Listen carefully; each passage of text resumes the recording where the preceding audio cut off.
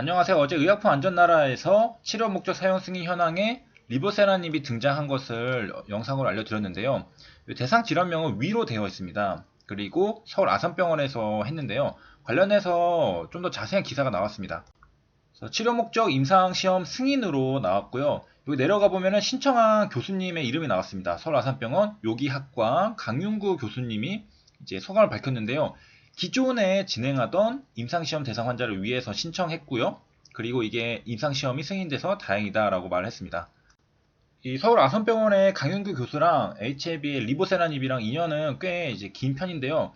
여기 2016년 기사를 보면은 여기에서 미국 샌프란시스코에서 개최된 아스코 2016에서 주제 발표를 하셨던 분입니다.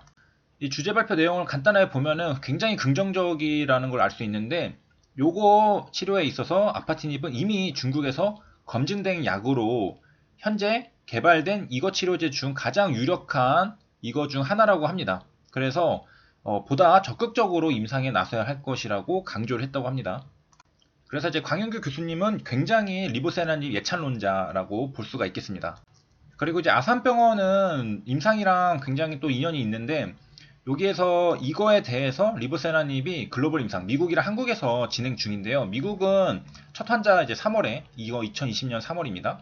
미국 캘리포니아 대학에서 등록이 됐다면은 한국에서는 서울대병원, 그리고 바로 서울 아산병원, 뭐 삼성의료원 이런 것들에서 환자 모집을 했고, 이제 치료제가 없기 때문에 임상시험 결과 좋을 경우는 혁신의약품 지정이 기대된다라고 했습니다. 여기서 서울대병원에 이어서 서울 아산병원도 임상을 하고는 병원 중 하나고요. 내려가서 보면은 여기 혁신 의약품 지정 이야기까지 나왔었나 봅니다. 그래서 요인에 대해서는 회사는 아직은 좀 신중한 입장이라고 하고요. 기사 내용 보면 기존에 진행하던 임상이라고 해서 방금 본 기사 요거에 대한 건가 싶은데, 그리고 혁신의약품 지정 기대도 있으니까. 근데 7월 17일 승인된 거 보면은 대상 질환명은 또 위로 되어 있습니다. 확실해지면 말씀드리고요. 전 세계 이거 강국 대한민국 존재감. 그래서 세계 최대 의학 출판사에서 연구 생산성 영향력 지수를 분석했는데 50명 중에 21명이 한국의 의학자였다고 합니다. 그래서 내려가 보면 이제 강윤구 교수님이 이제 19위를 차지했습니다. 울산의대 서울 아산병원에 있는 겁니다.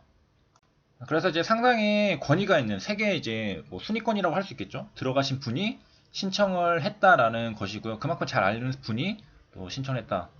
클라우드 컴퓨팅 도커 컨테이너에서 알아봅니다. 평균적으로 서버는 보유 용량의 약 10%에서 15% 수준을 사용하는데, 가상화를 통해서 한 대 서버 컴퓨터에서 동시에 여러 개의 운영체제를 가동시키고 부산 처리하면은 사용률을 약 70%까지 끌어올릴 수가 있습니다.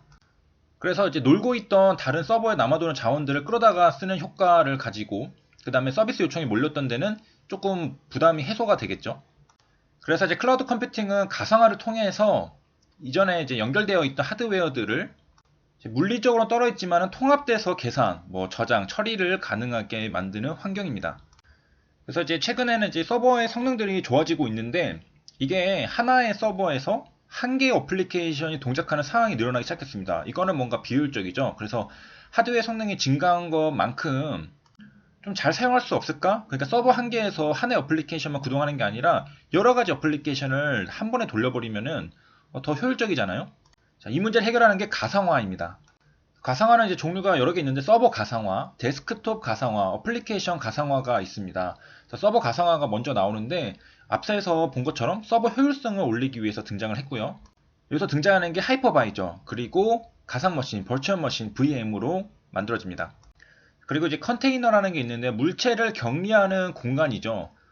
그래서 앞에 봤었던 가상머신 방식이랑 컨테이너 방식이 있습니다. 운영체제가 둘 다 있고요. 여기 VM 하나마다 게스트 OS가 또 있습니다.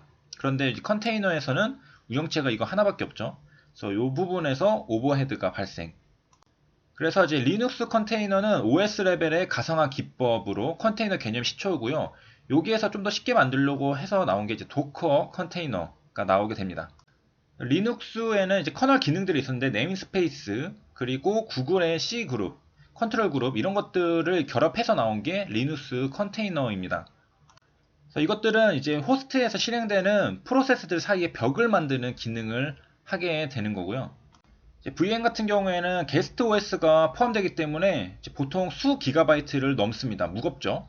그리고 시스템 자원을 많이 소요하게 되는데 결국은 이게 모든 것들이 운영체제 구동에 필요한 하드웨어, 가상 복제본 이런 것들 다 구동해야 되기 때문에 오버헤드가 많이 발생합니다.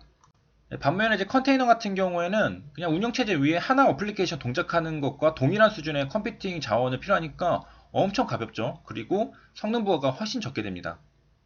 그리고 이제 컨테이너는 그 안에 뭐 라이브러리, 바이너리 파일 이런 것들이 다 패키지화 들어가 있어가지고 그냥 시스템에서 실행만 하기 때문에 또 구동 방식도 간단하고요.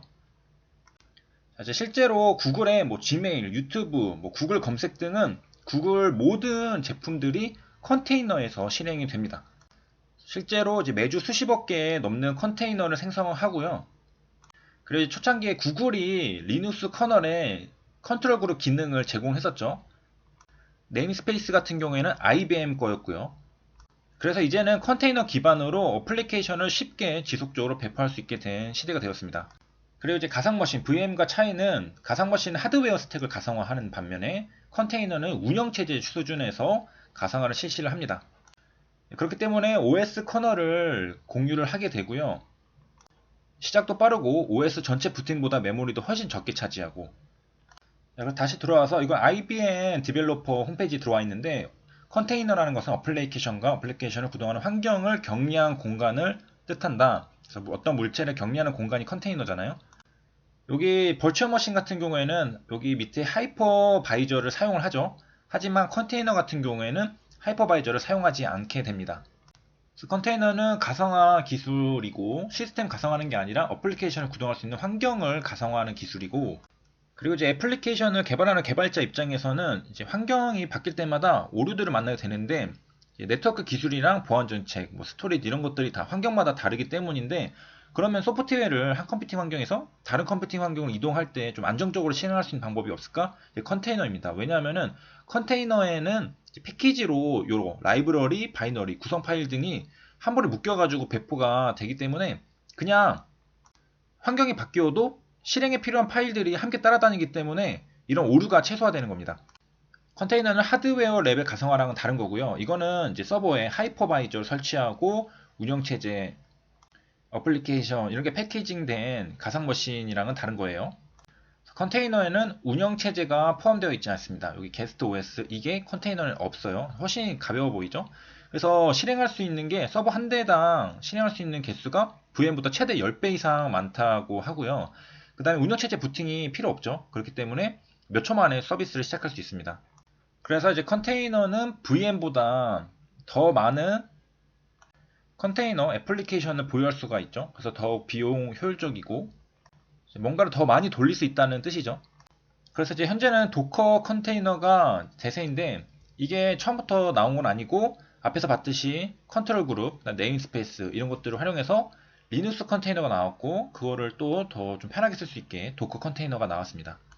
그리고 이제 VM과 가장 큰 차이점 단순히 프로세스를 격리시키는 게 리눅스 컨테이너, 도커 컨테이너이기 때문에 훨씬 빠르죠. 그래서 이제 리눅스 컨테이너에서 도커 컨테이너가 이제 나오게 되는 건데 한마디로 컨테이너 운영 프로그램의 배포를 자동화하는 오픈소스 엔진이다라고 합니다. 2009년에 설립된 닷클라우드라는 회사가 있었는데요. PaaS 사업을 주로 하던 회사였습니다. 이게 도커 기술을 이제 지원하기 시작했는데요.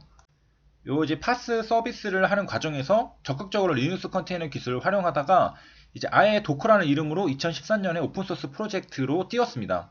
그런데 이제 고객들이 이 도커에 더 관심을 갖게 되다 보니까 이 닷클라우드가 이제 완전 회사명 자체도 닷클라우드에서 도커로 바꿔버렸습니다.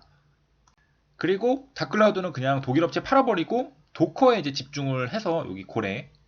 그 다음에 이제 이해를 돕기 가상화 vs 도커라고 되어 있는데 가상화 기술은 하이퍼바이저라는 기술이 반드시 있어야 한다. 그래서 게스트 OS를 두는 하이퍼바이저와 달리 도커는 호스트 OS 커널을 바로 사용합니다. 여기 보이는 하이퍼바이저 대신 도커 엔진이 올라가가지고 호스트 OS와 여러 어플리케이션을 연결해주는 역할을 하게 됩니다. 현재 업계에서는 가상화 기술이나 도커가 서로 부족한 부분 채우는 보안 기술로 발전한 것으로 보고 있다고 합니다. 그리고 이제 도커는 2014년 가장 인기 있는 클라우드 오픈소스 2위를 차지했고요. 리눅스 컨테이너 기술을 자동화해서 쉽게 사용할 수 있게 만든 오픈소스 프로젝트였습니다.